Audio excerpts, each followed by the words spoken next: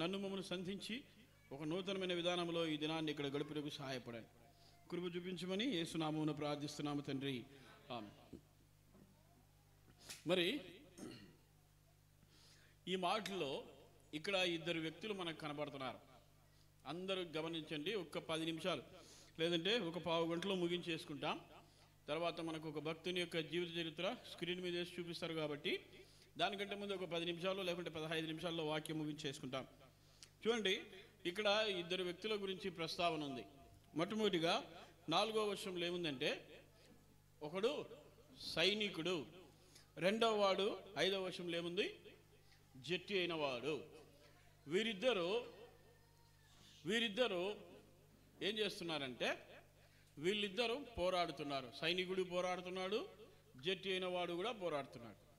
మరి మనకు అర్థం కావడానికి జట్టి అయిన వాడు అంటే ఎవరంటే, మనకు రెజ్లింగ్ కుస్తీ పోటీలు పెడతారు కదా, కుస్తీ పెట్టేవాడు అని అర్థం అనమాట. కాబట్టి సైనికుడు అంటే మామూలుగా మనకు అర్థమయ్యే భాషలో చెప్పాలంటే ఇంకా పోలీసులు, మిలిటరీ వాళ్ళు అలా మనం చెప్పుకోవచ్చు.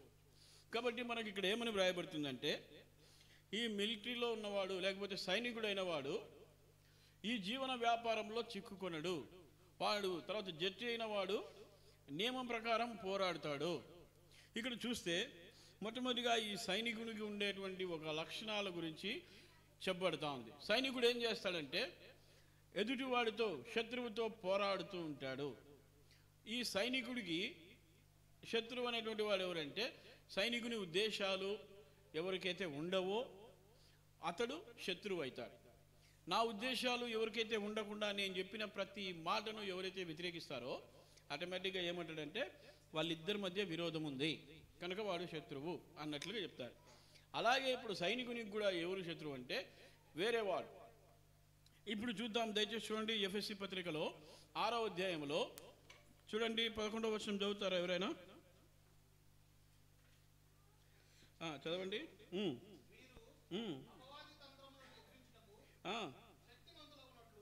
ఇక్కడ సైనికునికి దేవుడిచ్చేటువంటి ఆత్మ సంబంధమైన సైనికునికి దేవుడిచ్చేటువంటి సర్వాంగ కవచం గురించి వ్రాయబడుతుంది. చదవండి. ధరించుకొనుడి. ఎందుకు? సైనికుడు పోరాడాలి కదా, ఫైటింగ్ చేయాలి కదా. మరి మనము కూడా సైనికులమని దేవుడు చెప్తూ ఉన్నాడు. మనమందరం కూడా దేవునికి సైనికులు లాంటి వాళ్ళం, సైనికులముగా పిలువబడుతున్నాం. మరి ఇప్పుడు ఏం చేయాలా? చదవండి. ఏలైనగా దేవుని బిడ్డలముగా మనం పోరాడేది అంటే శరీరాలతో, అంటే మనుషులతో కాదు, ప్రధానులతోనూ, అధికారులతోనూ, లోకనాథులతోనూ, అది ఆకాశ మండలం అందున్న దురాత్మల సమూహములతోనూ పోరాడుచున్నాం. అంటే మన యొక్క బైబిల్ ఏమని వ్రాయబడుతుందంటే, మన యుద్ధోపకరణములు అంటే మన ఆయుధాలు శరీర సంబంధమైనవి కాదు, భౌతిక సంబంధమైనవి కాదు. మరి మన ఆయుధాలు ఏంటి? మనం ఎవరితో పోరాడుతున్నామంటే సైతానుతో పోరాడుతున్నాం. ఇక్కడ ఉన్న వచనాలన్నిటి కలిపి ఒకటే మాటలు చెప్పాలంటే మనం పోరాడేది సైతానుతో, మన శరీరముతో, లోకముతో.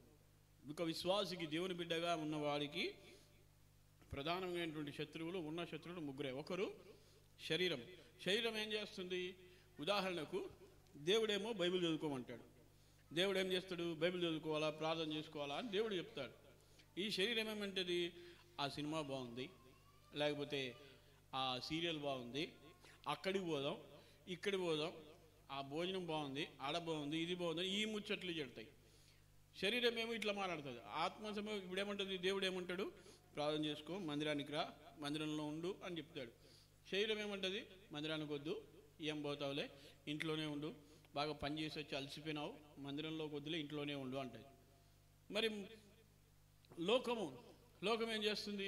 లోకం ఏమంటుందంటే, ఎప్పుడు మందిరం అంటావు, ఏం పోతావులేరు నాయన, పోవద్దు, లేకపోతే నువ్వు ఒక్కనివే భక్తునివే, వాయబాయ్ ఇంతమంది పోతున్నారు, నువ్వే భక్తునివే, ఇట్లాంటి మాటలు వస్తాయి. తర్వాత సైతాన్ ఏం చేస్తాడంటే, మనం బైబిల్ చదువుకుంటే, ప్రార్థన చేసుకునేటప్పుడు కానీ, మందిరానికి వచ్చేటప్పుడు కానీ మనసులో వస్తుంది. ఏమొస్తుంది? బైబిల్ చదువుతున్న ప్రార్థన చేసుకొని, ఉదాహరణ చెప్పాలి, మందిరానికి వచ్చేటప్పుడు ఏమని చెప్తారు? ఈరోజు ప్రార్థన చివరి ప్రార్థన అయిపోయే లోపల వచ్చేస్తానని ముందే అనుకుంటారు. లేకపోతే కొంతమంది ఏమనుకుంటారు?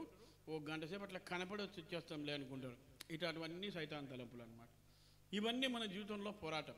కాబట్టి ఇవన్నీ మనం పోరాడాలి. మనము క్రైస్తవులుగా దేవుని బిడ్డలుగా బ్రతకాలంటే మనకు అవసరమైంది ఏంటంటే సర్వాంగ కవచం. చదవండి, అది సర్వాంగ కవచం అంటే ఏంటో ఒక 5 నిమిషాలు చూసుకొని ముగించేద్దాం. చదవండి. 12, 13 చదువు.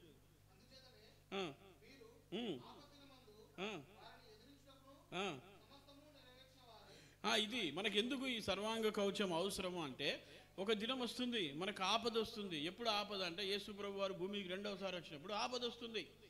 ఆ దినాన్ని మనం ఎదిరించడానికి ఇప్పుడే మనకు శక్తి కావాలి. అవును, నేను ప్రభు కొరకు జీవించాను అని చెప్పేదానికి మనకు శక్తి కావాలి. చదవండి తర్వాత.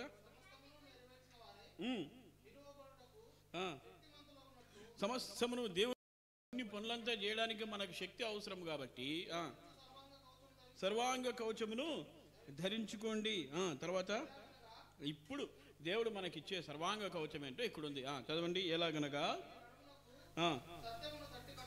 కట్టుకోండి,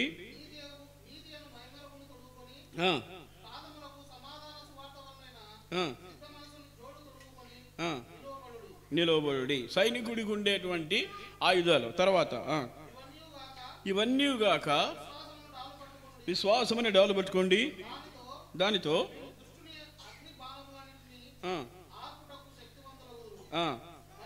మరియు ఇక్కడ నుంచి మనకు అవసరమైనటువంటి భాగం, ఇంతవరకు మనం చదివేదంటే టూకీగా చదివాము. మనకు ఈ రాత్రి ముఖ్యమైన భాగము ఇక్కడి నుంచి వస్తుంది. రక్షణయను శిరస్త్రానమును దేవుని వాక్యమనే ఆత్మఖడ్గాన్ని ధరించుకోండి. అంటే దాని అర్థం ఏంటంటే, పిల్లలు ఏడుస్తూ ఉంటే దయచేసి బయటికి తీసుకెళ్ళండి. పిల్లలను బయటికి తీసుకెళ్ళండి అమ్మా, వాళ్ళని సముదాయించి మళ్ళీ తేవచ్చు. పిల్లలు ఏడుస్తూ ఉంటే బయటికి తీసుకెళ్ళండి. ఇక్కడేం మాట్లాడుతూ ఉంటే పక్కన వాళ్ళకు కూడా ఇబ్బంది కదా. కొంచెం పిల్లలు ఏడిస్తే పెద్ద మనసు చేసుకొని బయటికి తీసుకెళ్ళండి. ఇక్కడేముందంటే రక్షణయను శిరస్త్రానము కలిగి ఉండండి. శిరస్త్రానం అంటే మనకు పోలీసులు రూల్ పెడతారు కదా, ట్రాఫిక్లో పోయేటప్పుడు తలకు హెల్మెట్ పెట్టుకోవాలా, హెల్మెట్ పెట్టుకోకపోతే ఫైన్ వేస్తాము.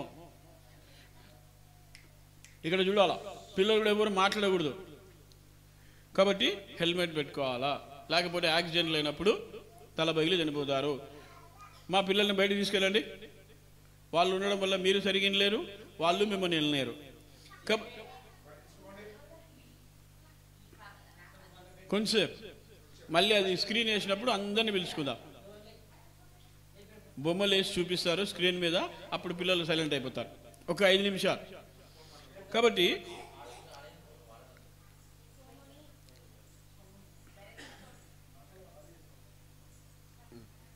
ఇప్పుడు ఒక 5-10 నిమిషాల్లో ముగించేద్దాం. ఇక్కడ ఏం చెప్పబడుతుందంటే, రక్షణ అనే శిరస్త్రానము అంటే రక్షణ అనే హెల్మెట్ పెట్టుకోండి. ఎందుకు అవసరం అంటే, బైబిల్లో వ్రాయబడింది ప్రతి ఒక్క మనుష్యునికి కూడా రక్షణ పొందాలా అని దేవుడు కోరుతున్నాడు. ఇదే మాట మొదటి పత్రిక తిమోతికి రాసిన మొదటి పత్రిక 2వ అధ్యాయము 4వ వచనంలో చదువుతాం. ఏమని? ఆయన మనుష్యులందరూ రక్షణ పొంది సత్యమును గూర్చిన అనుభవ జ్ఞానం కలిగి ఉండాలని కోరుతున్నాడు. కాబట్టి భూమి మీద మనుషులందరూ రక్షణ పొందాలా అనేటువంటిది దేవుని యొక్క ఉద్దేశం. నీవు నేను ప్రతి ఒక్కరు కూడా రక్షణ పొందాలా. మందిరానికి వచ్చినంత మాత్రాన రక్షణ రాదు, లేకపోతే మందిరంలో పనిచేసినంత మాత్రాన రక్షణ రాదు, లేకపోతే రోజు బైబిల్ చదువుకుని ప్రార్థన చేసుకున్నంత మాత్రాన రక్షణ రాదు.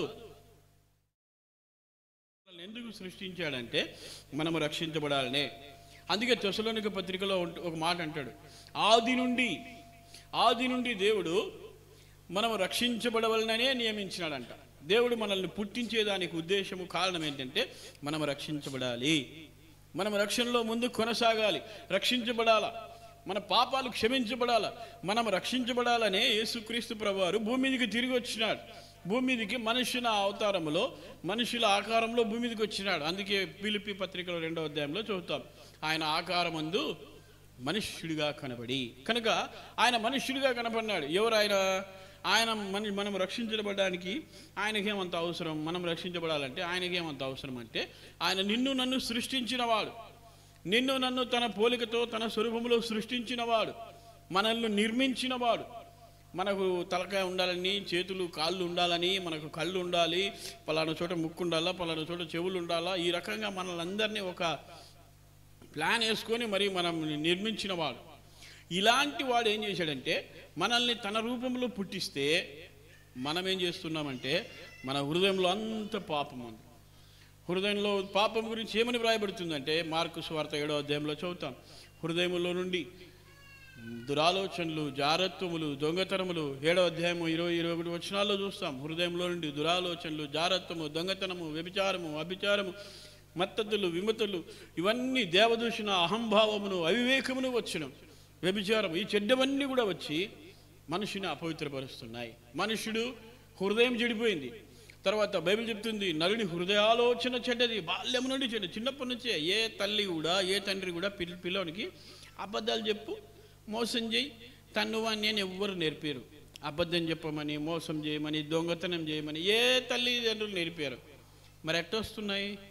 వాని స్వభావమే అట్లాంటిది అనమాట. అంటాం కదా, ఒరే నీ బుద్ధి నాకు తెలుసురా, నీవు ఇంత పనికిమాలను నీ బుద్ధే నాకు తెలుసురా, నువ్వు మంచిగా ఉంటావు కానీ నీ బుద్ధి అంతా ఇట్టాడిది కాదురా అని మనకు అంటాం. చూడు ఎట్టొస్తుందంటే ఆ బుద్ధి మనకు సహజంగానే పుట్టుకతో వచ్చిన బుద్ధి అనమాట. ఏమంటాడు? పుట్టుకతో వచ్చిన బుద్ధి పూర్తి చేయండి. పుట్టుకతో వచ్చిన బుద్ధి వాడు చచ్చిపోతే కానీ పోదంట. మన బుద్ధే పాప బుద్ధి అనమాట. అందుకే ఎఫ్ఎస్సి పత్రికలు ఏమంటాడంటే, మీరు వాటిని చేస్తూ 2వ అధ్యాయంలో ఇట్లా జీవిస్తూ దేవుని యొక్క ఉగ్రతకు స్వభావ సిద్ధంగా, అంటే మీ బుద్ధిపూర్వకంగా సహజంగానే మీరు దేవుని యొక్క ఉగ్రతకు పాత్రులు. ఒక మనుష్యుడు దేవుని పోలికగా సృష్టించబడిన మనుష్యుడు ఏమైనాడంటే దేవునికి ఉగ్రతకు పాత్రుడైనాడు. దేవుని యొక్క కోపానికి, దేవుని యొక్క ఉగ్రతకు పాత్రుడైనాడు. ఆ ఉగ్రత ఎంత దూరం తీసుకుపోతుందంటే ఆ మనుష్యుడిని నరకానికి తీసుకుపోతుంది. ప్రకటన గ్రంథం 21వ అధ్యాయం 8వ వచనంలో చదువుతాం, పిరికివారు, అవిశ్వాసులు, అసహ్యులు, నరహంతకులు, వ్యభిచారులు, విగ్రహారాధికులు, మాంత్రికులు, అబద్ధికులు అందరూ మండుచున్న అగ్నిగుండములో పాలు పొందుతారు. ఇది 2వ మరణం. భూమి మీద మనం చనిపోయే మరణం కాదు, 2వ మరణం ఉంది. ఈ మరణాన్ని తప్పించడానికి వచ్చిన వారే యేసుక్రీస్తు ప్రభువారు. ఈ మరణమును మనుష్యుడు తప్పించుకోవాలంటే మనుష్యునిలాగానే రావాలి. అందుకే బైబిల్లో మాట ఉంది, రోమాపత్రికలో, ఇట్లుండగా ఒక మనుష్యుని ద్వారా పాపం వచ్చింది, పాపము ద్వారా మరణం వచ్చింది. అలాగే మనుషులందరూ పాపం చేశారు కాబట్టి అందరికీ మరణం వచ్చింది. మనం అందరం కూడా పాపం చేసినాం కాబట్టి మనందరికీ మరణం వచ్చింది. ఒక ఆమె ఉందంట, ఆమె ఏం చేసిందంటే బాప్తిసం తీసుకోవాలని అనుకుంది. బాప్తిసం తీసుకోవాలని అనుకున్నప్పుడు బాప్తిసం ఇచ్చేటప్పుడు నువ్వు బాప్తిసం తీసుకుంటావా, తీసుకో అని ఎవరు ఇవ్వకూడదు. ఒకవేళ తీసుకున్న వాళ్ళకి ఎంత శిక్ష పడుతుందో అట్లా తీసుకో అని ఇచ్చిన వాళ్ళకు 2 శిక్ష పడుతుంది అనమాట. అట్లా ఆమె ఏం చేసిందంటే, నేను బాప్తిసం తీసుకుంటాను వస్తే అప్పుడు ప్రశ్నలు అడుగుతున్నారు, నువ్వు బాప్తిసం ఎందుకు తీసుకోవాలనుకున్నావు, నువ్వు ఎందుకు తీసుకున్నావు అంటే నేను దేవుని నమ్ముకున్నా. అప్పుడు అడిగినాడండి ప్రశ్నలు, 1 గంటన్నర 2 గంటలు ప్రశ్నలు అడిగినాడు. ఏమడిగినాడు? నువ్వు పాపాలు ఒప్పుకున్నావా, నీ బ్రతుకు మారిందా, నీ జీవితంలో ఇక అబద్ధాలు పోయినాయా. ఆమె ఏం చేసిందంటే 1 గంట సేపు నేను అబద్ధం ఆడడంలే, డబ్బులు దొంగతనం చేయడంలే, మా ఇంట్లో చెప్పిన మాట వింటున్నా, నాకు ఉద్యోగం చేసినప్పుడు అన్ని నమ్మకంగా ఉంటున్నా, డబ్బులు దగ్గర అంతా బాగున్నానని చెప్పుకుంటూ వచ్చింది. లాస్ట్కి ఇంకో చివరాఖరికి ఒక ప్రశ్న వేసినాడు, మీ అత్త చెప్పిన మాట వింటున్నావా అని అడిగినాడు. మీ అత్త చెప్పిన నీ మొగుడు చెప్పిన మాట వింటున్నావు, నీ పిల్లలకు బాగా చూసుకుంటున్నావు, ఇరుగు పొరుగు వారు అందరు బాగున్నారు, మీ అత్తకు నీకు ఏమైనా మనసులో ఏమైనా ఉందా అంటే, మా అత్త పెద్ద పనికిమాల లేదు, దాని మాట కూడా వినాలన్నా అన్నాడు అనమాట. దాని మాట కూడా వినాలన్నా అంటే నువ్వు ఆమె మాట వినేంత వరకు నీకు బాప్తిసం ఇచ్చేది లేదని ఈయనకు పంపించేసినారు. 1 గంటన్నర సేపు ఆమె తీసుకోవాలని ఆశపడి వస్తే ఆ పెద్ద ఆయన చేసిన పని ఏమంటే, నువ్వు మీ అత్త చెప్పిన మాట వినలేదు కాబట్టి నీకు బాప్తిసం ఇయ్యము పో అని నేను పంపించేసినాను అనమాట. అట్లాగే నాతో పాటు కూడా ఒక అతను ఉన్నాడు అనమాట. నాతో పాటు బాప్తిసం తీసుకోవాలని హడావుడి పడుకుంటూ వచ్చినాడు. చిన్నప్పటి నుంచి నాతో పాటు చర్చికి వచ్చి సండే స్కూల్లో బాగా పనిచేసినాడు, బాగా వాక్యం చదువుకొని అంత బాగున్నాడు. వాళ్ళ నాయన ఏం చెప్పాడంటే, ఇక నా కొడుకు చిన్నప్పటి నుంచి సండే స్కూల్కి వచ్చినాడు, VBSకి వచ్చినాడు, మందిరానికి వచ్చినాడు, అంతా అయిపోయింది, ఇంకా వానికి బాప్తిసం ఇచ్చేది ఒక్కటే పెండింగు, ఇంకా అది ఇచ్చేసి అయిపోయా అనుకుంటూ వస్తే మళ్ళీ కూర్చోబెట్టినారు వాడిని కూడా. నా ఫ్రెండ్ అబ్బాయి నాతో పాటు చిన్నప్పటి నుంచి ఉన్నాడు అనమాట. అందుకే వాడు అంటున్నా. మామూలుగా అయితే వాడు అనే మాట అనకూడదు. మనం మాట్లాడే ఎదుటి వాళ్ళను మాట్లాడే అత్యంత నీచమైన మాట ఏందో తెలుసా, వాడు ఒరే అని. పల్లెటూరులో చెప్తారు, వాడు ఒరే అనుకుంటే బంధం ఏముంటుంది అండి, వాళ్ళు దూరం ఉన్న వాళ్ళని వాడు అనరు, దగ్గరున్నోని వాడు అంటే ఎంత వాడు అంటే అంత దగ్గర అంటారు అనమాట. కానీ మనం అనకూడదు వాడు అని. లోకస్తులు అనొచ్చు, మనం విశ్వాసులంగా మనం వాడు ఒరే అనే మాట అనకూడదు అనమాట. కాబట్టి ఆ అబ్బాయి వచ్చినాడు, బాప్టిజం తీసుకున్నాడని కూర్చున్నాడు. సేమ్ ప్రశ్నలే, మారు మనసు పొందినావా, బాప్టిజం తీసుకున్నావా, ఇవన్నీ అడుగుతా అంటే ఆ అబ్బాయికి తిక్కలేసింది. నేను ఈ సండే స్కూల్కి వచ్చినా ఇన్ని చేసినా నాకు బాప్టిజం వద్దు ఏమొద్దు, నీకు పంచాయతీ చేస్తారా, నా గురించి తెలుదా మీకు అని. నీ గురించి మాకు బాగా తెలుసు, నీ గురించి నీకే తెలియదు, పోనైనా బాప్టిజం ఇవ్వమని ఇవ్వకుండా వచ్చేసిన అనమాట. అంటే దేవుని బిడ్డలముగా మనము రక్షణ పొందాలి అనేటువంటిది దేవుని యొక్క ఉద్దేశం. మనుష్యుడు ఆ నరకాన్ని తప్పించుకోవడానికి దేవాది దేవుడు ఏం చేశాడంటే ఆయనే మనుష్యుని స్వరూపంలో వచ్చినాడు. అందుకే యేసు ప్రభు వారికి ఉన్న పేరు ఏంటంటే ఆయన అదృశ్య దేవుని స్వరూపి. అంటే మనకు దేవుడు కనపడ్డు, మన కళ్ళతో మనం చూడలేం, కానీ మనకు కనపడే వ్యక్తిగా వచ్చినటువంటి వాడు యేసు ప్రభు. మనలాగే మనిషిగా వచ్చాడు, మనలాగే మాట్లాడాడు, మనలాగే ఆకలిగా ఉన్నాడు, మనలాగే తిన్నాడు, నీళ్లు తాగినాడు, ద్రాక్షారసం తీసుకున్నాడు, తర్వాత నిద్రపోయినాడు, ఆకలిగా ఉన్నాడు, దప్పికొన్నాడు, మనలాగానే అన్ని రకాలుగా పనులు చేశాడు. కానీ మనలాగానే అన్ని విషయాల్లో శోధించబడినాడు, కానీ పాపము లేకుండా ఉన్నాడు. బైబిల్ చెప్పే మాట, మన వలనే అన్ని విషయంలో శోధించబడినాడు, ఆయన పాపం లేకుండా ఉన్నాడు. మనకు శోధన రానక్కర్లే, మనమే శోధన దగ్గర పోయి తెచ్చుకొని మరి పాపం చేసుకుంటాం అనమాట. మనం బాగా పాపం చేసే సందర్భం ఏదో చెప్పనా, విశ్వాసులుగా డబ్బు దగ్గర, పెండ్లిళ్ళల్లో బాగా తప్పు చేస్తాం. మనకు అనుకున్నదే ఇది కరెక్ట్ అని మనం అనుకుంటామో దాన్ని వాక్య ప్రకారంగా చూడకుండా మనకు కరెక్ట్ అనిపించినది మనం చేస్తూ ఉంటాం. సరే, ఇప్పుడు మన దేవుని బిడ్డలంగా మనం రక్షించబడాలనేటువంటిది దేవుని యొక్క ఉద్దేశం. కాబట్టి ఇప్పుడు రక్షించబడినాం, బాగానే ఉంది. రక్షించబడిన తర్వాత మనం ఒక గుంపులో చేర్చబడినాం. అపోస్తల కార్యము 2వ అధ్యాయంలో ఏముందంటే, ప్రభు రక్షించబడుతున్న వారిని సంఘములో చేర్చుచుండెను.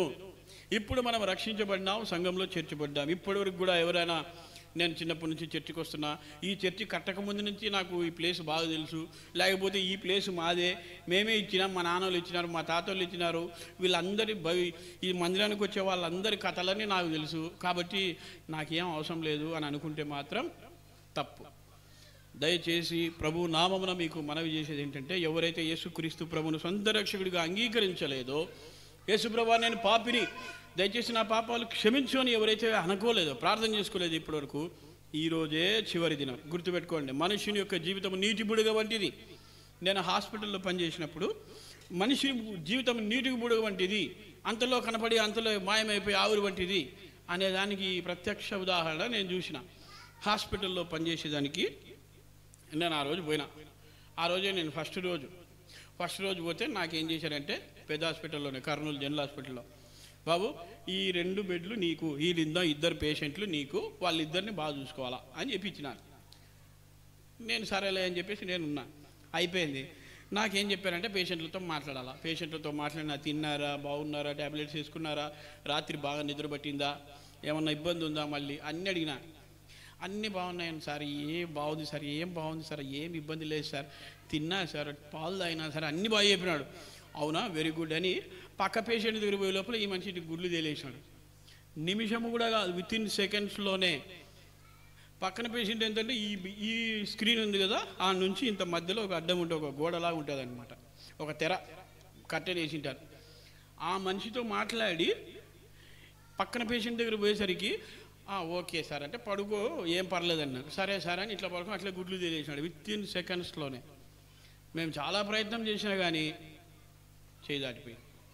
బాగున్నాడని నాతోనే మాట్లాడిన వ్యక్తి, వేరే వాళ్ళ గురించి కూడా కాదు, నాతోనే మాట్లాడుతూ అట్లనే అయిపోయినాడు అన్నమాట. మనిషి జీవితము నిమిషం మాత్రమైంది. ఇంకోసారి సువార్తకు పోయినాం, వేరే ఊర్లో సువార్త అయిపోయింది, అందరం బయలుదేరినాం. కళ్ళ ఎదురుగానే, ఎంత దగ్గర అంటే, ఇప్పుడు ఈ బీరువా ఉంది కదా, ఈ బీరువా అంతనే నేను ఇక్కడ నిలబడుకున్నా, ఆ బీరువా దగ్గర యాక్సిడెంట్ అయింది. ఆ మనిషి కూడా సువార్తకు వచ్చినోడే. 2 రోజులు సువార్త పెడితే మొదటి రోజు వచ్చినాడు, 2వ రోజు తొందరగా తన పని ముగించుకొని వచ్చినాడు అనమాట. సువార్తకు వచ్చినారు కదా, వాళ్ళు పోతున్నారు, వాళ్ళందరినీ కలవాలనే ఆనందంలో ఫాస్ట్గా వచ్చేసినాడు. ఎదురు నుంచి ట్రాక్టర్ వచ్చి గుద్దిపడేసింది. ఇట్లా ఈ గోడ డివైడర్ నుంచి ఈ మూలకు వచ్చి మళ్ళీ అటు పోయి కొట్టుకున్నాడు అనమాట. 2 సార్లు కొట్టుకున్నాడు డివైడర్కి. మనం బాల్ వేస్తే గోడకు కొడితే గోడకు మళ్ళీ తిరిగి వస్తుంది కదా, అట్లా ఆ మనిషి దానికి డివైడర్ కొట్టుకొని మళ్ళీ యువతలకు వచ్చి మళ్ళీ డివైడర్కి వెళ్ళిపోయినాడు.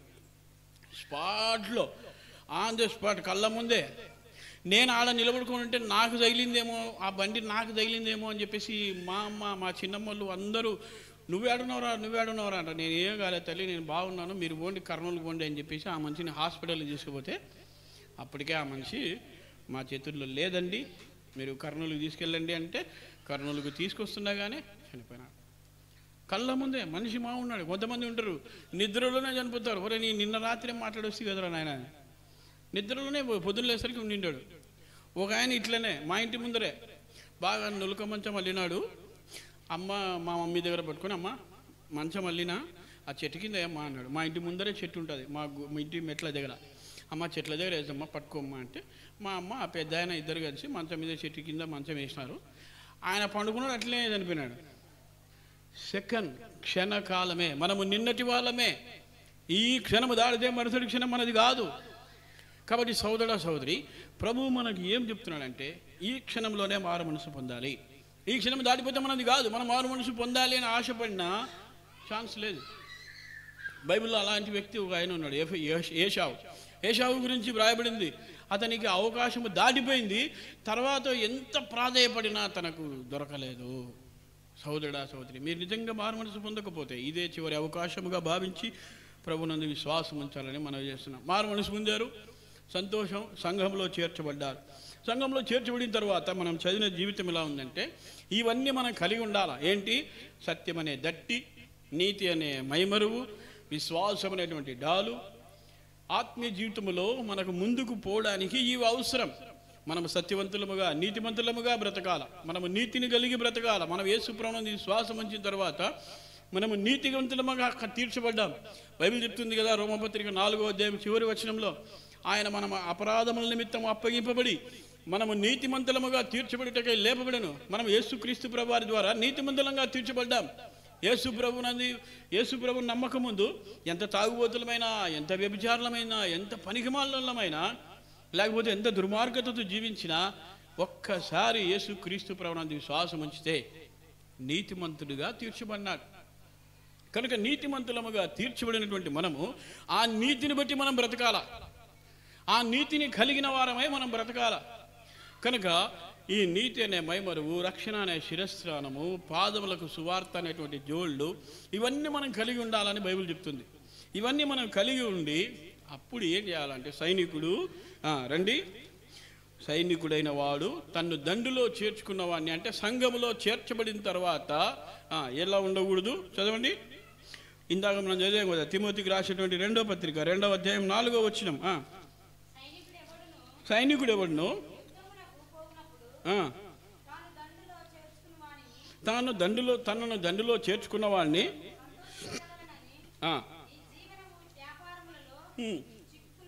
చిక్కుకొన్నాడు. కాబట్టి ఇక్కడ ఏం అర్థం అంటే, ఉదాహరణకండి, సైనికుడు యుద్ధానికి పోయినాడు. మన ఆర్మీనే ఉదాహరణకు మన ఇండియా వల్లే పాకిస్తాన్ మీద యుద్ధానికి పోయినారు అనుకోండి.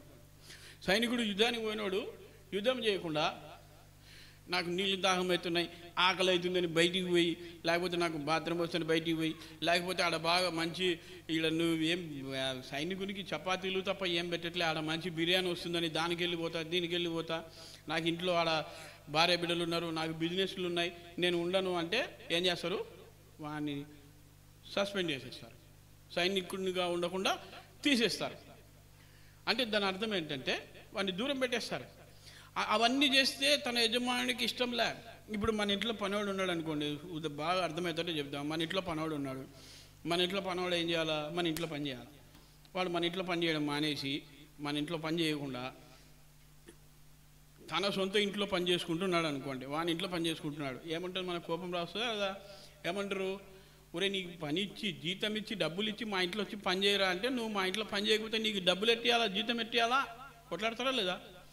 అట్లాగే మన దేవునికి కూడా మనం సంఘములో చేర్చబడిన తర్వాత దేవుడు మనకిచ్చిన బాధ్యతలను పక్కన పెట్టి మనం ఇష్టానుసారంగా ఈ జీవన వ్యాపారములలో చిక్కుకొనడు. అంటే ఈ భౌతిక సంబంధమైన వ్యాపారములు, అంటే భౌతిక సంబంధంగా లోకంలో ఏదో సంపాదించుకోవాలి అనే దాని మీద ధ్యాస ఉండకూడదు.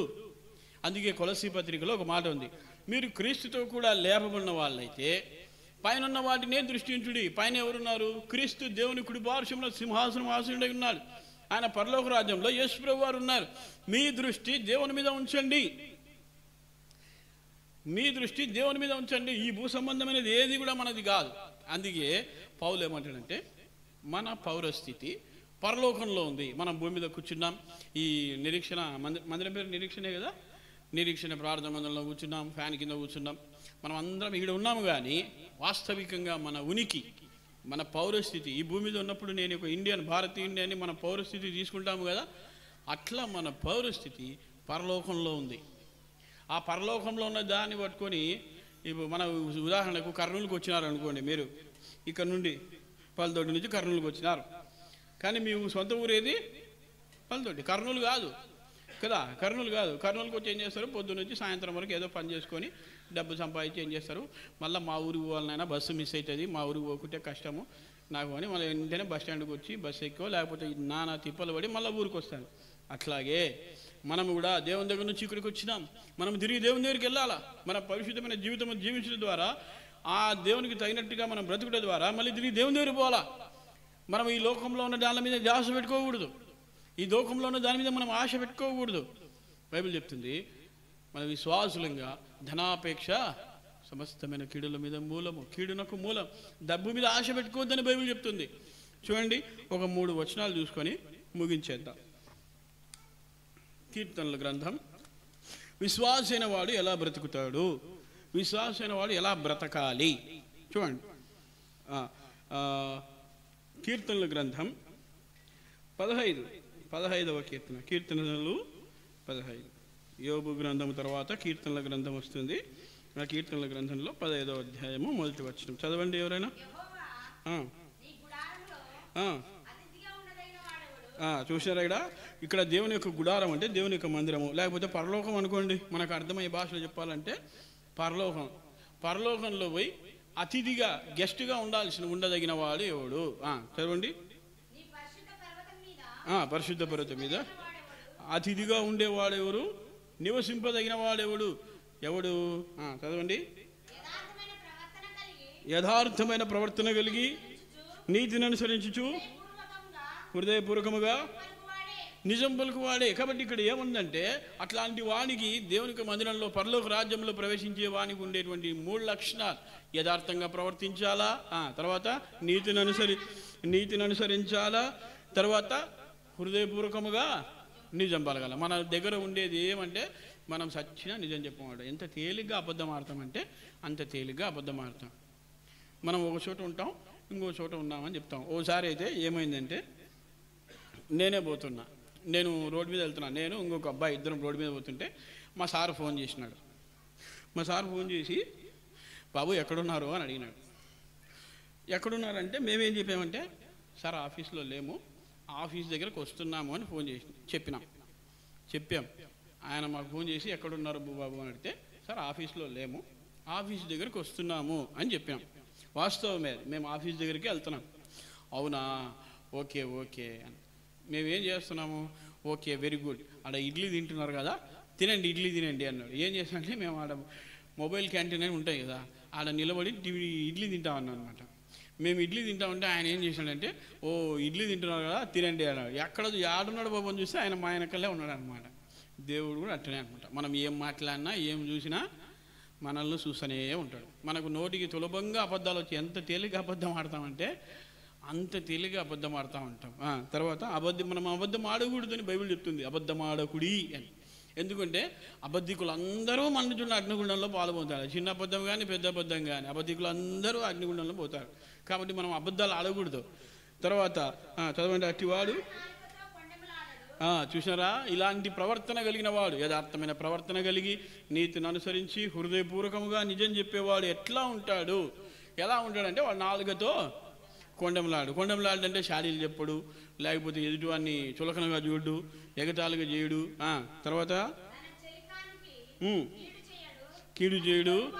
మనం ఏమి దీనిని వివరించనక్కర్లా, ఎందుకంటే చదువుకుంటూ పోతుంటేనే మనకు అర్థమైపోద్ది. నిందమోపుడు. తర్వాత వచనం చదువుక, తర్వాత వచనం 5వ వచనం చదువుక. చూసారా, తన ద్రవ్యం మనకు అసలు అన్ని పాటిస్తాం కానీ ఇది మాత్రం చేయమన్నమాట. వడ్డీ వ్యాపారం చేస్తాడు. అటువంటి వాడు దేవుని బిడ్డ అయినటువంటి వాడు, విశ్వాస అయినటువంటి వాడు ఏం చేయకూడదు? వడ్డీ వ్యాపారం చేయకూడదు అనమాట. మాకు ఈ మధ్యకాలంలో ఒక పెద్ద ఆయన ఉన్నాడు. ఆయనకు సేవకు వచ్చి 50 సంవత్సరాలు పూర్తయినాయి. 1975 సంవత్సరంలో సేవకు వచ్చినానని చెప్పేసి ఆయన ఏం చేశాడంటే ఒక ఇంటర్వ్యూ పెడితే సాక్ష్యం చెప్పిన అనమాట. ఆ ఇంటర్వ్యూ పెట్టినప్పుడు మాట్లాడినారు, అంకుల్ మీరు 50 సంవత్సరాలు అయింది సేవకు వచ్చి, మీ అనుభవాలు చెప్పండి, మీ బాగా అనుభవాలు చెప్పండి అంటే అన్నీ చెప్పుకుంటూ వచ్చినాడు. చెప్పుకుంటూ వచ్చి ఆయన ఏం చెప్పాడంటే, నేను సంఘానికి పోయినా, వాళ్ళు ఏం చేశారంటే కానుక పెట్టెలో డబ్బులు వేస్తారు కదా, దేవుని డబ్బులు, అవి ఏం చేశారంటే వడ్డీ వ్యాపారం చేశాడంట. దాంతో వడ్డీలకు ఇచ్చినారంట.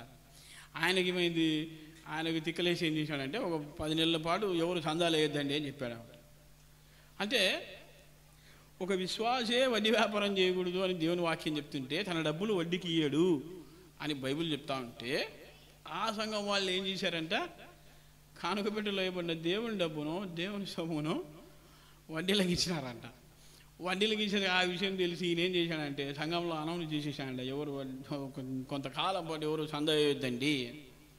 అంటే వాళ్ళు మీలాంటి వాళ్ళు కాదులేండి, మీరు ఇయ్యరు, మీ డబ్బులు వడ్డీకి ఇస్తారని నాకు తెలియదు కానీ దేవుని డబ్బులు అయితే ఇయ్యరని అనుకుంటున్నా. అట్లా కాబట్టి ఆయన అది చెప్తా ఉంటే నాకు నవ్వు వచ్చింది. ఆయన ఆనందరాజు గారు అని ఈ మధ్యకాలంలో ఈ గత పోయిన వారం 10 రోజుల్లోనే జరిగినటువంటి సాక్ష్యం ఆయన చెప్పినాడు అనమాట.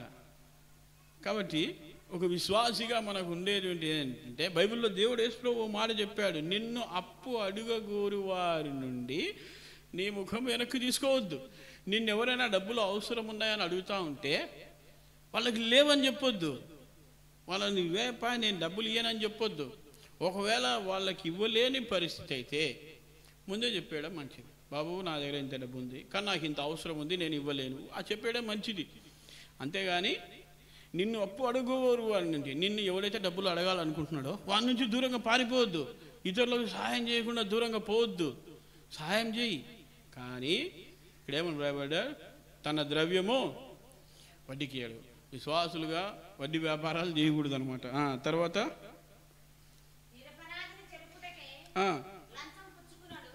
చూసారా దేవుని బిడ్డలు చేసే పని ఇంకొకటి ఏం పని ఉంది, డబ్బులు వడ్డీకి ఇస్తారు, ఇంకొకటి ఏం చేస్తారు ఇది ఉద్యోగస్తులకు బాగా తెలిసి ఇదేందో కదా. ఎవరైనా ఉద్యోగస్తులు ఉంటే మళ్ళీ ఏమనుకోవద్దండి, ఉద్యోగస్తులు కానీ ఎవరైనా ఉన్నా కూడా వడ్డీకి ఇవ్వకూడదు, లంచం తీసుకోకూడదు. తర్వాత ఈ ప్రకారం చేయవాడు ఎన్నడూ కదల్చబడు. ఇలా ఈ రకంగా బ్రతికేవాడు యథార్థమైన ప్రవర్తన కలిగి నీతిని అనుసరించు, హృదయపూర్వకంగా నిజం చెప్పేవాడు, తర్వాత వడ్డీకి ఇయ్యనివాడు, తర్వాత లంచం తీసుకోకుండా ఉండేవాడు, తర్వాత నీతిని అనుసరించి బ్రతికేవాడు. ఈ రకంగా మనం 3వ వచనంలో చూస్తూ ఉంటున్నాం. మరి నిరపరాధిని చెరుపుటకై లంచం పుచ్చుకోవడాన్ని చెప్పబడుతుంది. తర్వాత ఎంతోగానో కీడు చేయకుండా, ఎదుటివాని కీడు చేయకుండా ఉంటాడు. ఇలాంటి వాడు ఎన్నటికీ కదల్చబడు. మన విశ్వాస జీవితంలో మనం ఉండాల్సిన విధానం ఇది. ప్రభు దగ్గర నమ్మకంగా మనం బ్రతకాల. తరువాత చూడండి, ఇంకొక వచనం, 3 వచనాలు అని చెప్పిన, మొదటి వచనం అయిపోయింది. 1వ వచనం ఇంతసేపు చెప్తే ఇంకా 2 వచనాలు అనుకుంటున్నారా? 2 నిమిషాల్లోనే ముగించేద్దాం. చూడండి, అపోస్తల కార్యం 2వ అధ్యాయం. మనం ఎలా బ్రతకాలి, విశ్వాసులముగా మనం ఎలా బ్రతకాలి. 2వ అధ్యాయము 44వ వచనం. విశ్వసించిన వారు ఎవరు? విశ్వాసం ఉంచిన వారు. మనం కూడా అంతే కదా, మనకు పేర్లు ఏముంటాయంటే దేవుని బిడ్డలంగా మన పేరు ఉంటుంది. కాబట్టి మనం విశ్వసించిన వారు ఏకముగా కూడి సమిష్టిగా ఉంచుకుని అమ్మి 46వ వచనం. మరియు ఇది మనకు అవసరం, వారు ఏకమనస్కులై ప్రతిదినము దేవాలయంలో తప్పక కూడుకొంచు, దేవుని స్తుతించుచు ప్రజలందరి వలన దయ పొందిన వారై ఆహారము పుచ్చుకొంచుండు. కాబట్టి ఇక్కడ ఏమని రాయబడిందంటే, వారు ఏక మనస్సులై వారు పరిశుద్ధంగా జీవించిన కారణాన్ని బట్టి, వారి జీవిత విధానాన్ని బట్టి ప్రజలందరి వలన దయ పొందినారంట. ప్రజలందరికీ దయ కలిగింది. వాళ్ళని చూస్తేనే వీళ్ళు ఎవరంటే విశ్వసించిన వారు అనే మాట మనం చదివాం. కాబట్టి వాళ్ళు విశ్వసించిన వాళ్ళని చూస్తే ప్రజలందరికీ దయ కలిగింది. అయ్యో వాళ్ళు చాలా మంచోళ్ళండి, వాళ్ళని ఏమనకూడదండి, దయ కలిగింది. కారణం పంచుకుంటున్నారు సమస్తం వారికి. ఎవరికి కూడా వారు ఏం చేస్తున్నారంటే ఒకడికి ఎక్కువ ఒకడికి తక్కువ, నా దగ్గర డబ్బు ఉంది నా దగ్గర డబ్బు లేదని ఒకడు బాధపడకుండా సంతోషపడకుండా ఏం చేస్తున్నారంటే ఒకరినొకరు అందరూ పంచుకుంటున్నారు, సమానంగా పంచుకుంటున్నారు. అంతేకాదు తర్వాత ఏం చేస్తున్నారు, వేరే వాళ్ళకు లేని వాళ్ళకు కూడా పంచుతూ ఉన్నారు. ఒకరి మీద ఒకరు దైవికమైన ప్రేమ చూపిస్తూ ఉన్నారు. అట్లాంటి వాళ్ళు వారి ప్రవర్తనను బట్టి బయట వాళ్ళకి ఏమైందంటే దయ కలిగిందంట. మనల్ని చూస్తే పక్కింటి వాళ్ళకే దయ రాదు మన మీద, మీ బతుకులేసరా అంటారేమో మనల్ని చూసి. కారణం ఏంటంటే మనకు ఆ లక్షణాలు లేవు. మనం ఆ లక్షణాలు కలిగి ఉండాలా. ఆత్మ సంబంధాలుగా ప్రతి దినము దేవాలయంలో తప్పక కూడుకోవాలా, మీటింగ్కి రావాలా, మందిరానికి రావాలా, వారి కార్యక్రమాలకు రావాలా. బైబిల్లో మాట ఉంది, పౌలు అంటాడు, మీరు సమాజముగా కూడుకొనుట మానకూడదు. ప్రతిదినము దేవాలయంలో కూడుకోవాలి. మీరు సమాజముగా కూడుకుంటే దేవుని మందిరంలోకి వచ్చి ప్రార్థన చేసుకోవడం, వాక్యం చదువుకోవడం, ఇవన్నీ మీరు మానకూడదు. సమాజముగా కూడుట మానకూడదు. మనం ఎన్నోసార్లు మానేస్తాం మందిరానికి రాకుండా కదా, ఏదో కారణం చెప్తే. ఇంకా కొన్నిసార్లు పక్కనే మందిరం బయటికి స్పీకర్ పెట్టినారు, మనం ఇంట్లో ఉన్న కూడా వాక్యం వినపడుతుందిలే, ఎవరు పాటలు పాడుతున్నారో ఎవరు ఏం వాక్యం చెప్తున్నారో కూడా వినపడుతుంది, ఇంకేం పోతాంలే అని కూడా మనం అనేకసార్లు అనుకుంటాం. అలా ఉండకూడదు. కాబట్టి ఇది రెండవది, మన జీవితం ఇలా ఉండాలి. మూడవది చూడండి తిమోతికి రాసినటువంటి 2వ పత్రిక 2వ అధ్యాయము 5వ వచనం. మరియు జట్టి అయిన వాడు పోరాడినప్పుడు నియమం ప్రకారం పోరాడకుంటే కిరీటము రాదు. మనకు జట్టి అయిన వాడు నియమం ప్రకారం, రోమపత్రిక 8వ అధ్యాయంలో ఏముందంటే, జీవమునిచ్చు ఆత్మ యొక్క నియమము పాప మరణముల నియమం నుండి నన్ను విడిపించెను. అంటే దేవునికి సైతానికి లోకానికి ఒక నియమం ఉంది. లోకానికి ఉండే నియమం అంటే పాపం చేయాలా, నరకానికి పోవాలా, అది నియమం. దేవునికి ఉండే నియమం ఏమంటే పాపం చేయకుండా పరిశుద్ధంగా బ్రతకాలా, దేవుని రాజ్యానికి వెళ్ళాలా. ఇది దేవునికి ఉండేటువంటి నియమం. మనము ఎలా జట్టి అయిన వాడు పోరాడినప్పుడు అంటే మనం కూడా దేవుడు మనల్ని జట్టిగా తీసుకున్నాడు. మనల్ని బలపరుస్తూ జట్టిగా ఎప్పుడైతామంటే రోజు వాక్యములో ప్రార్థనలో మనము నిరంతరము గడిపేటప్పుడు ఆత్మ సంబంధమైన జట్టిలముగా తయారవుతాం. ఇవన్నీ మనము రోజు ప్రార్థన చేసుకుంటూ బైబిల్ చదువుకుంటూ ఆయన గురించి వేరే వాళ్లకు చెప్పుకుంటా ఆయన కొరకు పరిశుద్ధంగా మనం జీవించాలి. ఇలాగ మనం పరిశుద్ధంగా జీవిస్తూ ముందుకు కొనసాగుతుంటే ఆత్మీయంగా మనం బలంగా ఉండేవాళ్ళు ఉంటాం. మనము ఎందుకు సులభంగా మరి తిరిగి పాపంలో పడిపోతామంటే మనం ఇవి చేయం కాబట్టి. ఇలా బలంగా ఉన్నటువంటి వాడు వానికి కూడా ఒక నియమం ఉంది. ఏముందంటే ఆత్మ సంబంధమైన నియమము. ఎలా ఉండాలో దేవుని యొక్క వాక్య ప్రకారంగా పోరాడాలి. మన జీవితంలో ఎప్పుడైతే దేవుని యొక్క వాక్య ప్రకారంగా మనం బ్రతకమో, దేవుని యొక్క వాక్య ప్రకారంగా మనం బ్రతకడం అంటే రోజు బైబిల్ చదువుకోవడం, ప్రార్థన చేసుకుంటున్నాను, సంతోషం కదా, రోజు బైబిల్ చదువుకుంటే ప్రార్థన చేసుకుంటే మంచిదే. కానీ రోజు బైబిల్ చదువుకోవడం ప్రార్థన చేసుకోవడం మంచిదే. అయితే మనము చదువుతున్న వాక్య ప్రకారంగా మన జీవితం ఉండాలా. ఫిలిప్పు ఆ యొక్క అపోస్తల కార్యంలో చదువుతాం.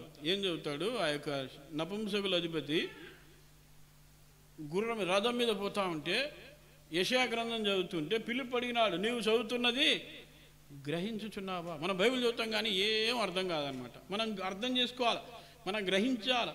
వాక్యమును విని గ్రహించి దాని ప్రకారంగా జీవించేవారు ధన్యులు. కనుక సహోదరుడా సహోదరి, మన వాక్య ప్రకారంగా జీవించాలి. ఈ వాక్యాన్ని అనుసరించి మనం జీవించాలి. వాక్యం ఏం చెప్తుంది? తెసలోనిక పత్రికలో మీరు పరిశుద్ధులగుటయే అనగా మీరు జారత్వములకు దూరంగా ఉంటే దేవుని చిత్తము. మీ మనస్సు మారి నూతనమవుట వలన రూపాంతరం పొందండి. మన మనస్సు మారాల, విశ్వాసులుగా మనస్సు మారాల. మనం మారు మనసు పొందినామంటే సరిపోదు. మన దినదినము మార్చబడుతూ ఆయన స్వరూపంలోనికి మార్చబడాలి. మన మాట తీరు మార్చబడుతూ రావాలి. ఆయనకు తగినట్టుగా, దేవునికి తగినట్టుగా ప్రవర్తించండి అని బైబిల్ చెప్తుంది. కాబట్టి అలాంటి దేవునికి తగినట్టుగా మన జీవిత విధానం జీవిస్తూ రావాలి. ఆయన కొరకు బ్రతకాలి, ఆయన గురించి ఇతరులకు చెప్పాలా, ఆయన కొరకు బ్రతకాల, ఆయన గురించి ఇతరులకు చెప్పాలా, ఆయన వలే మనం ఉండాలి. ఆ రకంగా మన క్రైస్తవ జీవితం ఉండేదానికి దేవుడు మనందరికి కూడా సహాయం చేయనుగాక. ప్రార్థన చేసుకుంటాం. దయచేసి మోకరించండి, ప్రార్థన చేసుకుంటాం. ప్రేమగల మా పరలోక తండ్రి, నీ పరిశుద్ధమైన పాదములకు వందనములు స్తోత్రం చెల్లిస్తూ ఉంటున్నాం. తండ్రి, ఒక విశ్వాసిగా, రక్షించబడిన వాడిగా మేము ఎలా బ్రతకాలో నీ వాక్యము ద్వారా మేము తెలుసుకున్నందుకై నీకెంతో వందనాలు ప్రభువా. ఇంతకాలము ఆ వాక్య ప్రకారంగా మేము ప్రవర్తించలేదు కనుక దయతో నన్ను మమ్మల్ని క్షమించమని బ్రతిమలాడుతున్నాం. ఈ రాత్రి మొదలుకొని ఇక ముందైనా ప్రభా నీ వాక్య ప్రకారముగా జీవించి నిన్ను సంతోషపెట్టేదానికి, నీ వాక్య ప్రకారంగా జీవించి నీకు ఇష్టమైన విధంగా మేము బ్రతకడానికి సహాయం చేయమని ప్రార్థిస్తున్నాం ప్రభా. యథార్థంగా బ్రతికేదానికి సహాయం చేయండి, నీతిని అనుసరించి బ్రతికేదానికి సహాయం చేయండి ప్రభా. పరిశుద్ధంగా జీవించేదానికి సహాయపడండి ప్రభా. రక్షణ కలిగి జీవించేదానికి సహాయపడండి, విశ్వాసము కలిగి సత్యము కలిగి మేము జీవించేదానికి సహాయపడండి తండ్రి. మీరే కృపను అనుగ్రహించమని వేడుకుంటూ ఇక్కడ చేరి వచ్చిన ప్రతి ఒక్క సహోదరుడు సహోదరుని దీవించండి, ఆశీర్వదించండి. ఈ రకమైనటువంటి తీర్మానం చేసుకొని నీ కొరకే నీకు ఇష్టమైన విధంగా జీవించేదానికి సహాయపడుతురమ్మని నీ చేతికి అప్పగిస్తూ కృప చూపించి కనికరించమని యేసుక్రీస్తు ప్రభు ప్రశస్తమైన నామమున ప్రార్థించి స్తుతించి అడిగి వేడుకుంటూ తండ్రి మిగిలిన సమయాన్ని కూడా ఆశీర్వదించండి. మరి నీ దాసుని యొక్క జీవితం యొక్క ఆ యొక్క స్క్రీన్ మీద వేసి చూపిస్తున్నారు, దానికి కూడా కావాల్సిన కృపను అనుగ్రహించి మీరు మహిమ పొందమని యేసు నామమున ప్రార్థిస్తున్నాము తండ్రి, amen. Praise lord.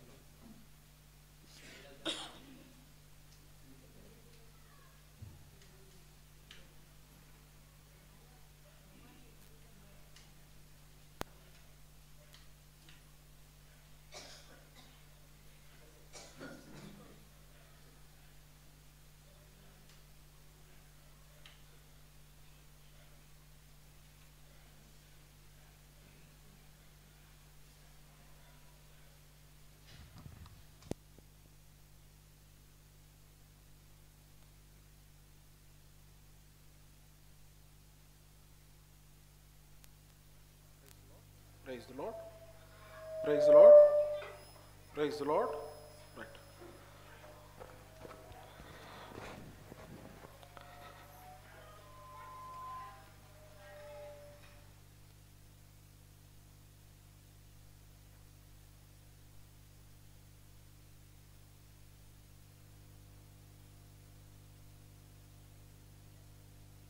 Mic. Red mic engine off చేస్తాడా? రెడ్ మైక్ ఉందా? ఆఫ్ చేసినా? Okay, done.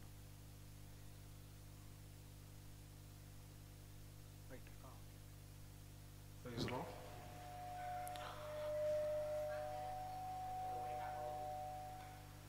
లేదు, అందరూ వినపడుతుంది కదమ్మా? నా స్వరం వినపడుతుంది కదా? రైట్. బాగా కనపడుతుందా? పాయింటర్ అక్కడ, పాయింటర్.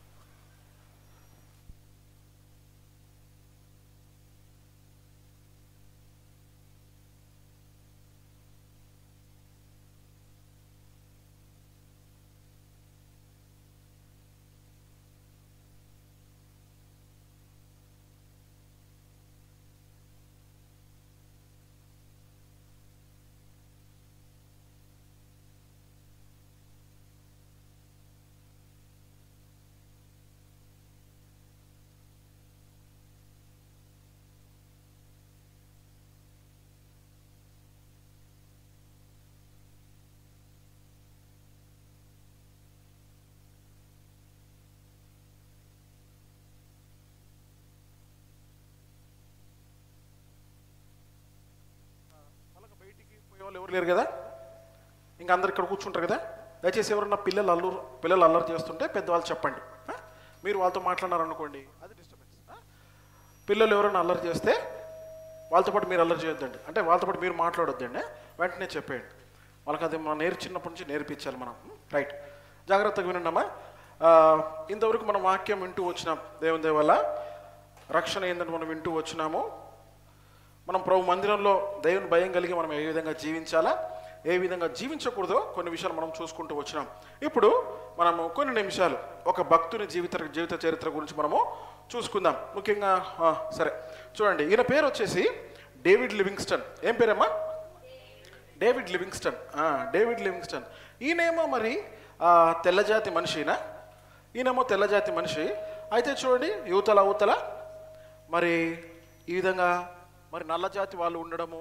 అసలు నల్లజాతి వాళ్ళకి ఈయనకి ఉన్న సంబంధం ఏంది, అసలు ఈ డేవిడ్ లివింగ్స్టన్ ఎవరు ఆయన జీవిత చరిత్ర మనం ఒకసారి చూసుకొని మనం ఈ మీటింగ్ని మనం ముగించుకుందాం.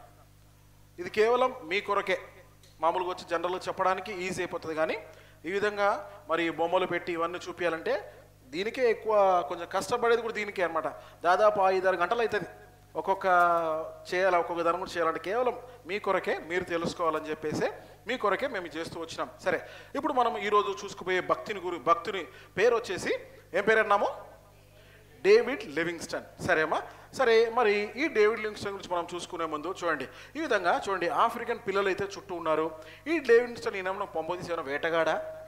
ఈయన ఈ చేతుల్లో ఎందుకు మరి ఈ గన్నులు, తర్వాత ఇదేదో మరి ఈయన చూస్తే ఒక ఏదో సైనికుడిలాగా ఉన్నాడు కదా, ఈయన చూసి ఏదో ఉగ్రవాదిలాగా మరి ఈ విధంగా చేసేవాడు. అసలు ఎవరు ఈయన?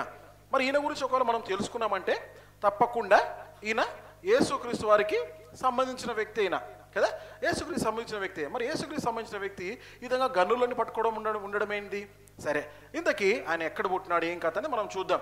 చూడండి, ఇది మన ప్రపంచ పటం కదా. ఇవన్నీ ఖండాలు, నార్త్ అమెరికా అంట, సౌత్ అమెరికా అంట, యూరోప్ అంట, ఐరోపా ఖండము, ఆఫ్రికా ఖండము, ఆసియా ఖండము, ఈడ ఉంది మన భారతదేశం. పిల్లలు మాట్లాడకూడదు నేను. నువ్వు మాట్లాడకుండా విన్నావంటే చాక్లెట్ ఇస్తా. చాక్లెట్ వద్దంటే మీరు మీ ఇష్టం, ఇంకా ఏమైనా మాట్లాడుకోవచ్చు. మాట్లాడకుండా ఎవరు చూస్తా, నేను ఎవరైతే మాట్లాడకున్నారో వాళ్ళకి చాక్లెట్ వెంటనే ఇచ్చేస్తా. ఇవల్ల చాక్లెట్లే ఇప్పుడే చూపిస్తారండి. మళ్ళీ నమ్మట్లేదేమో చూడు, ఇవల్ల చాక్లెట్లే. మీరు మాట్లాడకుండా ఉంటే చాక్లెట్ ఇస్తా, లేకుంటే కూడా ఇస్తా, లేకుంటే మళ్ళీ గుంజుకుంటా. అది రైట్ నాన్న. చూడండి, సరే, ఇది మన భారతదేశం, ఈ విధంగా ఆస్ట్రేలియా, ఇది ఖండాలన్నీ ఉంటాయి. సరే, ఇప్పుడు మనము ఈ ఖండాన్ని ఒక్కటి చూసుకుందాం, ఎందుకంటే డేవిడ్ లివింగ్స్టన్ పుట్టింది ఐరోపా ఖండంలోనే అనమాట. చూడండి, ఐరోపా ఖండంలో ఒక మూలకి లండన్, ఇంగ్లాండ్ వినింటారు కదా, మనమంతా బ్రిటిషర్ల దాంట్లో ఉంటుంది కదా. మొత్తానికి అయితే ఇంగ్లాండ్ సంబంధించింది. ఇంగ్లాండ్ పైన స్కాట్లాండ్ అని ఒక దేశం ఉంటుంది అనమాట. ఇది ఎందుకు మనం పెట్టినామంటే పల్లెటూళ్ళకు మాకేం అర్థమవుతుంది ఒకవేళ మీరు అనుకుండొచ్చేమో. ఎందుకు పెట్టినామంటే పిల్లలు చదువుతుంటారు కదా, ఈ 6వ తరగతి 7వ తరగతి పిల్లలకి ఇవన్నీ వస్తాయన్నమాట. బహుశా మనకు అర్థం కాకపోయినా ఆ వయసులో ఉన్న పిల్లలకి బాగా అర్థమవుతుంది. అందుకేనమాట ఈ పెద్దలకి మరి మధ్య వయసు వాళ్ళకి అందరికి అర్థమయ్యేటట్టు పెట్టినాం ఇది. సరే, కొద్దిసేపు చూడండి. ఈ విధంగా స్కాట్లాండ్ అనే దేశంలో ఆయన పుడుతూ వచ్చినాడు. అయితే ఆయన ఎప్పుడు పుడుతూ వచ్చినాడంటే ఆయన 1813వ సంవత్సరం. ఇదే సంవత్సరం 2025. 1813లో ఆయన మార్చి 19 ఆయన పుడుతూ వచ్చినాడు. ఆయన మరి జన్మిస్తూ వచ్చినాడు. అయితే ఆయన చిన్ననాటి నుండే మరి ఆయన ఏం చేస్తూ ఉండేవాడంటే ఒక ఆయిల్ మిల్లో ఆయన పనిచేస్తూ ఉండేవాడు అనమాట. ఈ విధంగా చిన్ననాటి నుండి ఆయన మరి చాలా పనులు చేసుకుంటూ పెరుగుతూ వచ్చినాడు. అయితే చూడండి, కొద్ది దినాలకి ఏమైతూ వచ్చిందంటే మరి ఈ డేవిడ్ లివింగ్స్టన్ వాళ్ళ నాన్న ఆయన ఏం చేసేవాడంటే ఇట్లా సంఘంలో, ఇట్లా చర్చిలో ఆయన డేవిడ్ లివింగ్స్టన్ వాళ్ళ నాన్న ఏం చేసేవాడంటే ఆయన ఒక సండే స్కూల్ టీచర్ అంట. ఎవరైనా సండే స్కూల్ టీచర్. ఆయన ఏం చేస్తాడంటే పిల్లలకు, మా సండే స్కూల్ టీచర్ అంటే తెలుసు కదా, మనకి ఏం చేస్తాం, పిల్లలకి అన్ని పాఠాలు చెప్తాము, పాటలు నేర్పిస్తాము, యాక్షన్ సాంగ్స్ నేర్పిస్తాము, ఇవన్నీ నేర్పిస్తాం కదా. మరి మన కొన్ని చర్చలో కొరియోగ్రఫీ నేర్పిస్తాము, ఇవన్నీ నేర్పిస్తాం కదా. అట్లా ఆయన ఏం చేస్తూ వచ్చాడంటే ఆయన కుమారునికి చిన్ననాటి నుండి దేవుని విషయమై భయభక్తులు నేర్పిస్తూ వచ్చినాడు. నేను ఇందాక మీకు చెప్తే కదమ్మా, పిల్లలు ఎవరైనా మాట్లాడితే ఏం చేయాలి మీరు, వాళ్ళు సార్ చిన్నప్పటి నుంచి వాళ్ళు అది చేస్తూ వచ్చినారు. చిన్నప్పటి నుంచే మరి ఆయన ప్రార్థన చేస్తూ ఉండేవాడు. ఆయన ఏది చెప్పేవాడు కాదు ఆయన కొడుక్కి, మీరు బాగా వినాలా. ఆయన కొడుకు చెప్పేవాడు కాదు. ఆయన ఏం చేసేవాడు తెలుసా, ఆయన చేసేవాడు. ఇప్పుడు వాళ్ళ కొడుకు ప్రార్థన చేయాలంటే చేయడు. పిల్లలు ఎవరు అంతే కదా, ఎవరైనా మనం చేసేది మనం చెప్పినది చేస్తారా, మనం ఏం చెప్తా ఉల్టా చేస్తారు.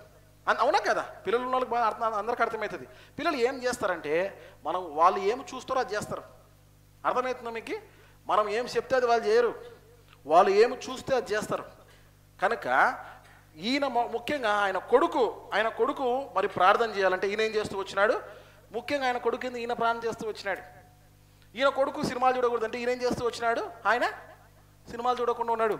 ఈయన కొడుకు నాటకాలు చూడకూడదు అంటే ఈయన ఏం చేయాలా, నాటకాలు చూడకుండా ఈయన టీవీ పట్టుకొని రిమోట్ పట్టుకొని ఆయన పిచ్చి చూడకముందా అంటే ఈయన ఏం చేయాలా, ఆయన కూడా టీవీని చూడకుండా ఉండాలా. ఇంకా అర్థం చేసుకోండి, ఇంకా మనం ఎవరు ఎట్లా మనము దాన్ని మనం అనువదించుకోవాలో మనకు తెలుసు. గుర్తుపెట్టుకోండి. ముఖ్యంగా పిల్లలు బాగుపడాలన్నా, చిన్నప్పటి నుంచి పిల్లలు చదువులో బాగుపడాలన్నా, చిన్నప్పటి నుంచి పిల్లలు మరి దేవునిలో బాగుపడాలన్నా, పెద్ద అయిన తర్వాత నా కొడుకు అట్లా అవ్వాలా ఇట్లా అవ్వాలని కదా మనం చదివించేది, అంతే కదా. వాడు గాడిద అవ్వాలా, వాడు పనికి రాకుండా అయిపోవాలా, వాడు నా లెక్క కూలి పని చేయాలని మనం చదివిస్తామా కదా? ఏం చేస్తాం? నా కొడుకు డాక్టర్ కావాలా, ఇంకేమంటాం, నా కొడుకు అదేంది అది వాళ్ళకి అన్ని కూడా రాదనమాట. అయినప్పటికీ వాళ్ళ పిల్లల విషయంలో వాళ్ళు అంత బాగా ఊహించుకుంటుంటారు. నా కొడుకు కలెక్టర్ కావాలా, నా కొడుకు ఆడుండాలి ఈడుండాలా, మా కొడుకు ఐపీఎస్ ఆఫీసర్ కావాలా అని అంటుంటామా లేదా, లాయర్ కావాలి, రకరకాలుగా అంటుంటాం. అట్లా ఇవన్నీ పిల్లల్లో రావాలంటే ముఖ్యంగా వాళ్ళకి ఏం కావాలంటే దేవుని యందు భయభక్తులు నేర్పియాలా. భయభక్తులు నేర్పించడం అంటే ఏంటంటే ముఖ్యంగా తల్లిదండ్రులుగా మనము దాన్ని పాటించాలా. ఉదయకాలం లేచిన వెంటనే ఏం చేయాలా? కాఫీ తాగాలి కదా. ఉదయకాలం లేస్తాం ఏం చేయాలా? పోయి బయటికి పోవాలా. ఉదయకాలం లేస్తాం ఏం చేయాలా? పేపర్ పట్టుకోవాలా. ఉదయకాలం లేస్తాం ఏం చేయాలా? పొద్దున్నే చిత్రహారం ఏదో ప్రోగ్రామ్ వస్తుంది, అది చూడాలన్నా. మంతన సత్యనారాయణ ప్రోగ్రామ్, అది చూడాలన్నా. మనం ఏం చేయాలి? ఉదయకాలం లేస్తేనే మనం మోకాల మీద ఉండి మనం ప్రార్థన చేస్తే వాడు ఏం చేస్తాడు? లేసి ఏం చేస్తాడు? వాడు చూస్తాడు. వాడికి ఏం ప్రార్థన చేయడం కూడా తెలియదు. మా అమ్మ మోకాలం కొంచెం వాడు మోకాలం కూతాడు. ఏం చేస్తాడో తెలియదు వాడిని. అర్థమవుతుందా? అది మెల్లిమెల్లిగా ఏం చేస్తున్నావు నువ్వు? నీ కొడుకు నేర్పిస్తున్నావు. పొద్దున్న లేస్తేవి నువ్వే టీవీ పెడతీవి, ఇంకా వానికి ఎట్టుంటుంది? ఓకే, పొద్దున్న లేచి నేను టీవీ తాగాల. నాయన ఉన్నాడు, పొద్దున్న లేస్తాడు, పొద్దున్న లేస్తే బీడి పట్టుకొని బయటికి పోతాడు. వాళ్ళ ఆయన లేనప్పుడు వీడు ఏం చేస్తాడు? పొద్దున్న పేపర్ చుట్టుకొని, ఇవన్నీ నేను చిన్నప్పుడు చేసిన అందుకే చెప్తున్నా. సరే పేపర్ చుట్టుకొని వాడు ఏం చేస్తాడు? ఇట్లా తాగాలేమో, ఇట్లా అందులో మనకి సినిమాలు అయిన వాళ్ళు అన్నట్టు చూపిస్తారు కదా, వాడు పేపర్ చుట్టూ పెట్టుకొని వాడు దాక్కుండా పొగరాదేం రా దగ్గి వస్తాడు వాడు. అంతే తప్ప. అంటే నా ఉద్దేశం ఏంటంటే తల్లిదండ్రులు ఏదైతే చేస్తారో పిల్లలు దాన్ని పాటిస్తారు. సో మనం ముఖ్యంగా తల్లిదండ్రులు ఏం చేయాలనేది మనం ఈ కథ ద్వారా మనం తెలుసుకోవాలి. ఆయన ఏం చేస్తూ వచ్చినాడు? అన్ని సర్వ విద్యాబుద్ధులు కావచ్చు, దైవభక్తి మరి పిల్లోనికి కుమారునికి వానికి ఏమన్నా అర్థమవుతుందా బైబిల్లో ఏముందనేది? ఏం చేస్తూ వచ్చినాడు? పిల్లాని కుమారుని మీద పెట్టుకొని ఆయన బైబిల్ పాఠాలు నేర్పిస్తున్నాడు. పిల్లని కుమారుని పెట్టి వానికి అర్థమయ్యే రీతిగా ఆయన చేస్తున్నాడు. మొత్తానికి దీనివల్ల మనం నేర్చుకోవాల్సింది ఏంటంటే పిల్లల ఎదురుగా మనం ఏం చేయాలంటే ముఖ్యంగా మనం భక్తిగా ఉండాలా. వాళ్ళు ఏ విధంగా ఉండాలని మనం కోరుకుంటామో ముఖ్యంగా అట్లా మనం మారాలా ఫస్ట్. అప్పుడేమవుతారు పిల్లలు? మనల్ని చూసి ఆటోమేటిక్గా వాళ్ళే మారుతారు. రెండవదిగా మనము వాళ్ళ విషయంలో ప్రార్థన చేసేవారిగా ఉండాలా. ప్రభువా నా కుమారుడు, లేదా ప్రభువా నువ్వు ఇచ్చిన నా కుమారుడు, నువ్వు ఇచ్చినావు, నీకు ఎంతో వందనాలు. ఎంతోమంది పిల్లలు లేకుండా ఎంతోమంది ఉన్నారు. ఎంతోమంది ప్రభువా మరి ఈ విధంగా పిల్లలు ఉండి కూడా చెడిపోయిన పిల్లలు ఎంతోమంది ఉన్నారు. అయితే నువ్వు నాకు ఇచ్చిన కుమారుడు, నువ్వు నాకు ఇచ్చిన కుమార్తె ఈ విధంగా ఉండకూడదు ప్రభువా అని మనం ఏం చేయాలా? వాళ్ళ విషయమై విజ్ఞాపన చేసేవారంగా, వాళ్ళ విషయమై మోకాలతో ప్రార్థన చేసేవాళ్ళగా, వాళ్ళ యొక్క విషయమై నిజమైన దేవునికి వాళ్ళ విషయం మనం మొరపెట్టే వారంగా ఉండాలా. వాళ్ళు ఎక్కడున్నా, కర్నూలులో చదివినా, హైదరాబాద్లో చదివినా, బెంగళూరులో చదివినా, అసలు అమెరికాలో చదివినా సరే నీ ప్రార్థనలు వాళ్ళ చుట్టూ ఒక వలయము. నేను కూడా దాదాపు ఒక 3-4 దేశాలు తిరుగుతూ వచ్చిన. చాలా పాపం చేయడానికి చాలా అవకాశం వచ్చింది. నా 16-17 ఏటనే నేను మరి వేరే దేశాలకు వెళ్ళిపోయినా. వేరే దేశాలకు పోయినా నాకు అవకాశం మరి చేతిలో డాలర్లు ఉన్నాయి.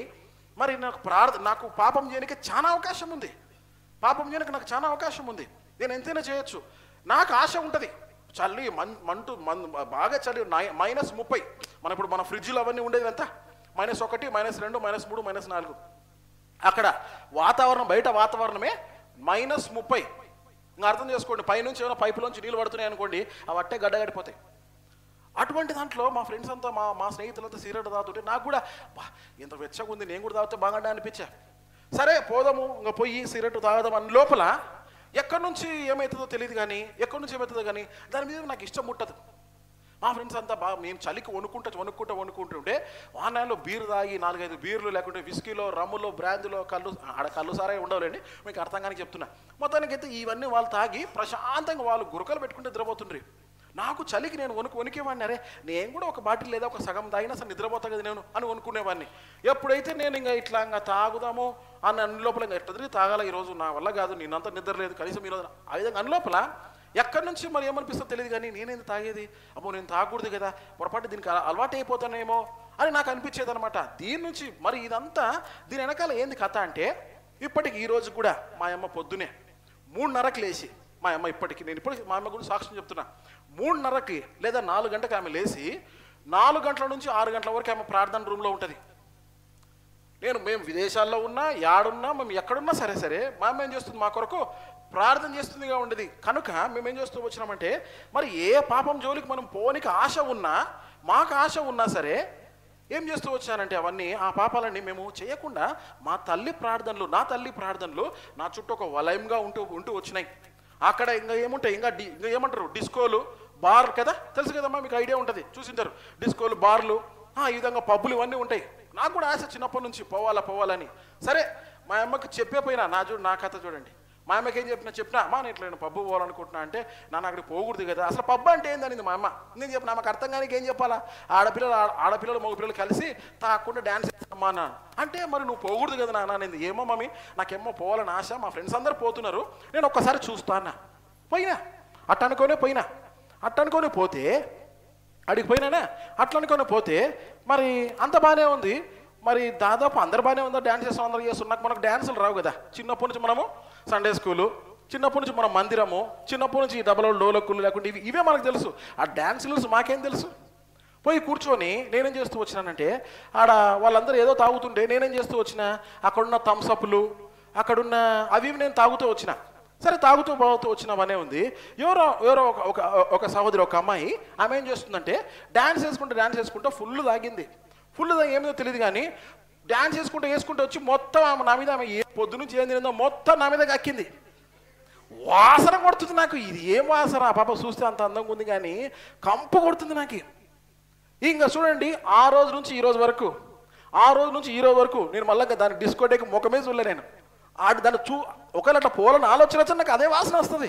ఇంకా చూడండి, ఆలోచించండి, అంత మధ్యరాత్రి మా యూనివర్సిటీకి నేను ఎట్లా పోయింటా, షర్టు లేకుండా ఇప్పుడు బణిగంతో పోయినా నేను ఏం చేయాలి, అంత వాసన వస్తుంది. నా ఉద్దేశం ఏంటంటే, ఇది అందరికి జరుగుతుంది, నా ఉద్దేశం కాదు. ఎక్కడున్నా సరే, ఒకవేళ మనం పాపం చేయాలని ఆశ ఉన్నా సరే, మన కొరకు ఎవరో ప్రార్థన చేస్తూ ఉంటారు. మన విషయంలో ఎవరో మన సేవకుడు కావచ్చు, మన తల్లి కావచ్చు, మన తండ్రి కావచ్చు, ఎక్కడున్నా సరే ముఖ్యంగా నా తల్లి ప్రార్థనలు నా చుట్టూ ఒక వలయంగా ఉన్నాయి. నా ఉద్దేశం ఏంటంటే, దీని నుంచి మనం ఏం తెలుసుకోవాల్సిందంటే, ఈ విధంగా డేవిడ్ లింక్స్ వాళ్ళ తండ్రి ఏం చేస్తూ ఉన్నాడంటే, చిన్నప్పటి నుంచి ఆయన ఆత్మీయంగా ఉంటూ కుమారుని ఆయన ఆత్మీయంగా నడిపిస్తూ వచ్చినాడు. ఇంతకు మనం చూసే కథ ఏంది, ఎవరైనా ఆయన పేరు ఏం పేరు, డేవిడ్ లివింగ్స్టన్. అమ్మయ్య, ఈ కథలోకి రండి మళ్ళా. రైట్. ఈ విధంగా ఆయన ఏం చేస్తూ వచ్చినాడంటే, చిన్నప్పటి నుంచి కుమారునికి ఆయన విద్యాబుద్ధులు, తర్వాత మరి ఆయన తెలుసుకుంటూ వచ్చినాడు. మరి డేవిడ్ లివింగ్స్టన్ అప్పటికే పెద్దగా అవుతూ వచ్చినాడు. మరి ఆయన ఏం చేస్తూ వచ్చినాడంటే, వాళ్ళ చర్చిలో, అక్కడ స్కాట్లాండ్లో వాళ్ళ చర్చిలో ఆయన ఒక సండే స్కూల్ టీచర్ అయినాడు. సండే స్కూల్ టీచర్ అయ్యి పిల్లలకు చాలా మందికైనా మరి మొత్తానికి పిల్లలకి ఆయన యేసు ప్రభువును చెప్తూ ఉన్నాడు. ఈలోపు ఆయన మరి సండే స్కూల్కి వెళ్తున్నాడు, చర్చికి వెళ్తున్నాడే కానీ ఆయనకు రక్షణ లేదు. యేసుక్రీస్తు అంటే తెలియదు ఆయనకి. ఆయన ఏం చేస్తూ వచ్చినాడంటే, చూడండి, మరి ఆయన చాలా పుస్తకాలు చదివే అలవాటు. పిల్లలకు బోధించాలంటే మనం ఏదైనా చదువుకొని రావాలి కదా. ఇప్పుడు నేను వాక్యం చెప్పాలంటే ఈయన గురించి ఫస్ట్ నాకు తెలియాలి కదా, అవునా కదా. ఆయన కూడా ఏం చేస్తూ వచ్చినాడంటే, పిల్లకు ఒక కథ చెప్పనికే ఆయన ఒక పుస్తకం చదువుతూ వచ్చినాడు. ఫ్యూచర్ స్టేట్ అనే పుస్తకం చదువుతూ వచ్చినాడు. అయితే ఈ పుస్తకంలో చాలా అనుమానాలు వచ్చినాయి. యేసుక్రీస్తు రక్తం అంట, ఆయన ఎప్పుడో 2000 సంవత్సరాల క్రితం, అంటే అప్పటికి 1800 సంవత్సరాల క్రితము ఆయన శిలువలో రక్తం కార్చినాడు. ఆయన రక్తం నన్నేంది ఇప్పుడు కడిగేది, నేనేంది యేసు ప్రభువా నా పాపాలను క్షమించు, నేను అడిగేది ఏంది, ఇవన్నీ రకరకాల అనుమానాలు వస్తూ వచ్చినాయి. చూడండి, ఈ పుస్తకం చదువుతున్నాడు. ఆయన ఏం చేస్తూ వచ్చినాడు, ఈ పుస్తకంలో అనుమానాలు ఉన్నాయి. ఈ పుస్తకంలో అనుమానాలు ఉన్నప్పుడు ఎవరు ఈ పుస్తకంలో అనుమానాలు తీర్చగలరు? కొంచెం మీరు ఆలోచించాలి. మీరు నా కథ వింటున్నారు లేదని ప్రశ్న ఇది. ఈ పుస్తకంలో అనుమానాలు ఉంటే ఈ పుస్తకంలో సందేహాలు ఎవరు తీరుస్తారు? చెప్పాలా? ఏం పని చెప్పండి. దేవుడు తీరుస్తాడా? దేవుడు రాసినాడా ఈ పుస్తకాన్ని? ఈ పుస్తకంలో అనుమానాలు ఉంటే ఎవరు ఈ పుస్తకంలో అనుమానాలు తీర్చగలరు? ఎవరమ్మా చెప్పింది? మంచిదే. ఎవరళ్ళు? పుస్తకం రాసిన ఆయన ఏం చేస్తూ వచ్చినాడంటే, ఈ పుస్తకం రాసిన వ్యక్తి వచ్చేసి థామస్ డిక్ అనే వ్యక్తి. ఆయన చేస్తూ వచ్చినాడంటే, మరి ఆ ముసలాయన దగ్గరికి ఎట్లా తిరిగి పోవాలా, నాకు దీంట్లో చాలా అనుమానాల ఉద్దేశంతో మరి కొన్ని ఈ రకరకాల ఈ డేవిడ్ లివింగ్స్టన్ బాబుకి ఆయన చాలా అనుమానాలు వస్తాయి. మరి వాళ్ళ ఇల్లు ఎక్కడో కొండల మీద ఉంటుంది. సరే, అయినప్పటికీ ఆయన కష్టం చేసి ఏం చేస్తారంటే ఆయన దగ్గరికి వెళ్తాడు అనమాట. ఆయన దగ్గరికి వెళ్ళిన తర్వాత ఈ థామస్ అంటే ఈ పుస్తకం రాసిన వ్యక్తిని కలుస్తాడు. పుస్తకం రాసిన వ్యక్తిని కలిస్తే చూడు, ఆ వ్యక్తిని కలిసినప్పుడు ఆ వ్యక్తి ఏం చేస్తాడంటే ఆ పుస్తకంలో ఉన్న సందేహాలను తీర్చి యేసుక్రీస్తు వారి గురించి ఆయన చెప్తాడు. యేసుక్రీస్తు వారి గురించి ఏం చెప్తాడంటే ఆయనకు, యేసుక్రీస్తు ప్రభు వారు నీ కొరకు నా కొరకు ఈ లోకానికి వచ్చినాడు. ఆయన ఏం చేస్తూ వచ్చినాడంటే, నేను తలతో చేసిన పాపాల నిమిత్తమై యేసుక్రీస్తు తల మీద చెప్పాలా, మీరే చెప్పాలా, తల మీద మూల కిరీటము, నేను చేతులతో చేసిన పాపాల నిమిత్తం చేతులకి